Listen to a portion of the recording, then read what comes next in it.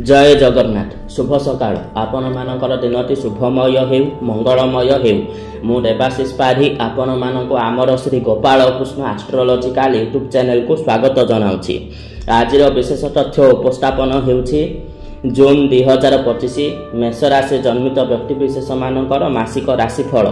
तेबे चलतु जो मानकर मेष राशि से मानक पई जून 2025 मासटी किपरि कटिबो से उपरे आलोचना करिबा। जो मानकर मेष राशि से मानकर गोचर प्रकार रे ग्रहावस्थिति किछि एही भଳି रहुछि।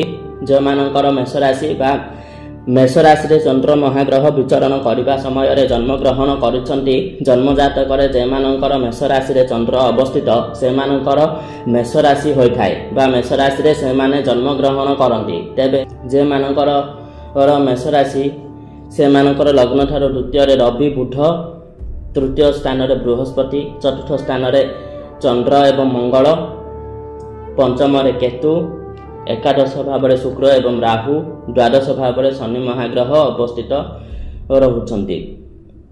एही भली परिस्थिति रे आपनकर गोचर बा प्रेजेंट प्लानेटरी पोजिशन अनुसार काल सर्प दोष मध्य आपनकर को लागुची एवं अन्य सब ग्रह मानकर अवस्थिति मध्य शुभ नुह।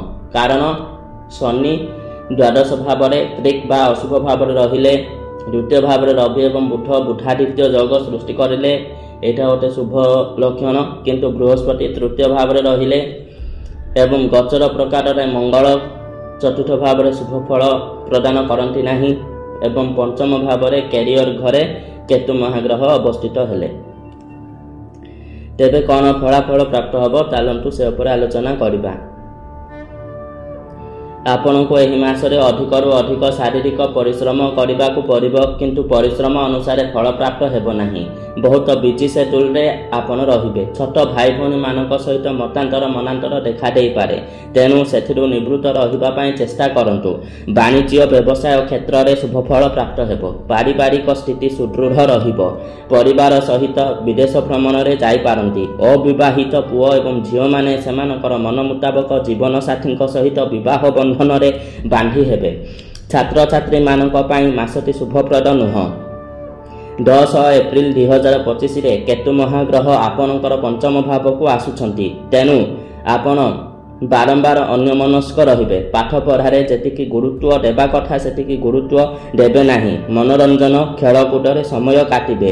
तेणु परवर्ती समय रे असुविधा रे पड़ी पारंती। तेणु पाठ पढ़ा को दृष्टि रे रखी कठिन रु कठिन परिश्रम करंतु एवं मां सरस्वतींकर कवच धारण करंतु।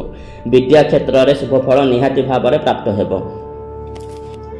एही मासरे आपण धार्मिक कर्म रे मन लगेबे। पूजार्चना करिबा पई घरे विशेष आयोजन करि पारंती किंबा कोनोसी धार्मिक अनुष्ठान रे सक्रिय भाव रे अंशग्रहण करि पारंती। पिता तथा पितृतुल्य व्यक्ति विशेषकर आशीर्वाद प्राप्त हेबो। आयर परिमाण बहुगुणित हेबो। एही मासरे नूतन जानवाहन क्रय करंतु नाही। जदि कोनोसी जमी किंबा गृह क्रय विक्रय करिबार अछि तेबे भल भाव रे भाबी चिंती निष्पत्ति नियंतु। जानवाहन रे यातायात करिबा समय रे सावधानता अवलंबन करंतु। परिवार रे कोनोसी व्यक्ति हठात असुस्थ होई पारंती। मेडिकल जनित खर्चर परिमाण वृद्धि होई पारे। आर्थिक संकट देखा देई पारे। तेणु कोनोसी भी नूतन कार्य रे टंका विनियोग करंतु नाही। जदि ऋण आकार रे धन आनुचंती किंबा कोनोसी व्यक्ति को धन देबा पई चाहुचंती तेबे केबे भी मंगलवार एवं शनिवार रे टंका कारोबार करंतु नाही एवं भल भाव रे भाबी चिंती टंका कारोबार करंतु, नचेत असुविधा रे पड़ी पारंती। जगी रखी टंका व्यवहार करने सहित धन वृद्धि यंत्र व्यवहार करंतु, जहा फल रे भगवानकर कृपारु धन हानि बंची जिवे। प्रेम संपर्क रे आखि बुझी काहा उपरे भी भरोसा करंतु नाही। पुराना संपर्क रे मतांतर मनांतर मतभेद देखा देई पारे। तेणु सतर्क रुहंतु।